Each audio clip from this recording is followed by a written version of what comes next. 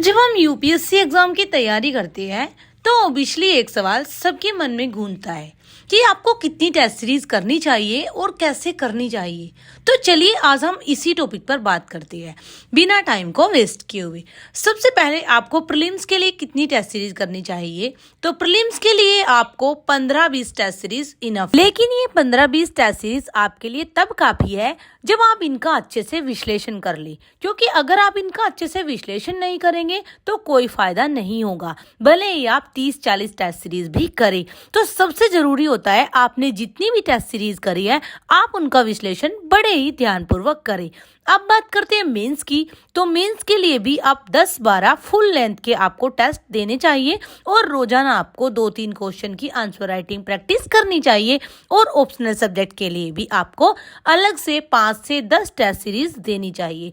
अब बात करते हैं ट्रिक की, तो प्रीलिम्स में जो आपके एमसीक्यूज होते हैं उनकी आप ज्यादा से ज्यादा प्रैक्टिस करिए। प्रीलिम्स के लिए आप स्टेप नंबर 1 में बेसिक लेवल के टेस्ट दीजिए, यानी जैसे एनसीईआरटी बेस्ड टेस्ट हो गए, हिस्ट्री हो गई, आपकी ज्योग्राफी, पॉलिटी, इकोनॉमी, इन्वायरमेंट, इनके लिए आप आराम से अपने एनसीईआरटी बेस्ड टेस्ट दीजिए।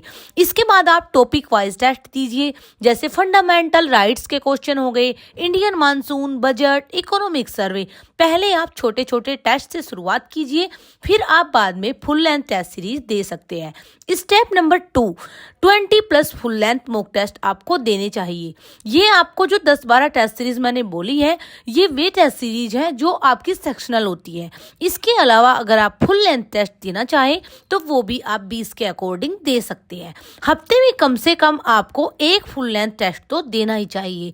100 एमसीक्यूज आप 2 घंटे में कैसे हल कर सकते हैं, इसकी आपको एक गहनता से अध्ययन करना होगा, यानी पूरी गहराई से आपको अपने घर पर बैठकर 2 घंटे में 100 एमसीक्यू करने की एक अच्छा अभ्यास आपको कर लेना है।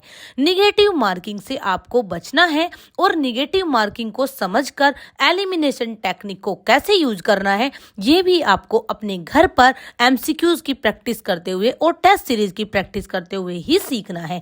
टेस्ट देने के बाद हर सवाल का विश्लेषण करें और आपने जो गलतियां करी हैं उन गलतियों से आप सीखें कि कहां पे आपने गलती करी और आपका उस गलती की वजह से आपका पूरा का पूरा आंसर गलत हो गया।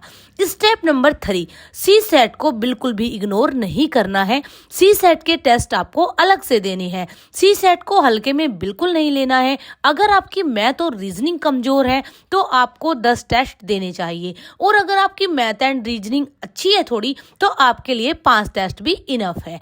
हर दिन 2-3 आरसी के जो पैसेज होते हैं ये आपको करने हैं। इनसे इन कंप्रिहेंशन से आपको एक अच्छा अभ्यास हो जाएगा। सिर्फ आसान सवाल ही नहीं करना है बल्कि यूपीएससी के स्तर के कठिन सवाल हल करने हैं। हम करते क्या है, हम इतना आसान करके जाते हैं कि जब एग्जाम पेपर हमारे सामने आता है तो हमारा डिब्बा गुल हो जाता है। तो आपको इस चीज से बचना है। सीरीज का आपको सही उपयोग कैसे करना है, आप अपनी गलतियों की एक लिस्ट बनाइए, यानी आपने ऑप्शन में ये नहीं पढ़ा कि इसमें सही है पूछा गया था या सही नहीं है पूछा गया था, एंड ऐसे ही ऑप्शन में आपसे क्या पूछा जा रहा है, आपने अगर यही छोटी छोटी गलतियां करी है तो इनकी आपको अच्छे से अभ्यास करके इनको छोड़ देना है। हर टेस्ट में आपने जो गलत सवाल किए हैं उन्हें एक नोटबुक में आप लिख सकते हैं, उनका कारण समझिए और गलती आपकी कॉन्सेप्चुअल थी या आपने सिली मिस्टेक करी थी ये आपको समझना है। और हर रविवार को मिस्टेक की नोटबुक को आपको रिवाइज कर लेना है। अब बात करते हैं एलिमिनेशन टेक्निक कैसे अपनानी है। अगर 2 ऑप्शन एलिमिनेटेड कर सकते हैं तो आप गैस कीजिए। सिर्फ जो 50-50 चांसेस पर ही आप मार्क को मार्क करना है, वरना नेगेटिव मार्किंग होगी ही होगी। यूपीएससी के प्रीवियस ईयर क्वेश्चन पेपर से आप एलिमिनेशन टेक्निक को अच्छे से समझ सकते हैं। तो यहाँ पे आपको मैं एक टिप दूंगी कि प्रीलिम्स में 55 से 60 सही सवाल करने की आपको स्ट्रेटजी अपनानी है, यानी इससे ऊपर आपको नहीं जाना है, वरना आप नेगेटिव मार्किंग में फंस जाएंगे।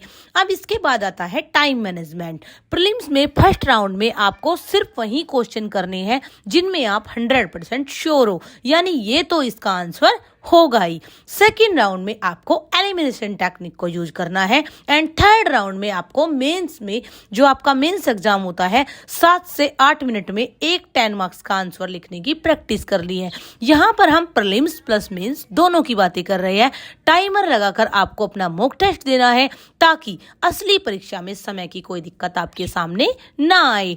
अब यहाँ पर फाइनल जो मेरे वर्ड्स है यानी निष्कर्ष जो निकलता है वो है कि प्रीलिम्स के लिए आपको 20 टेस्ट सीरीज तो देनी ही है और मेंस के लिए आपको कम से कम 10-12 फुल लेंथ टेस्ट देने हैं।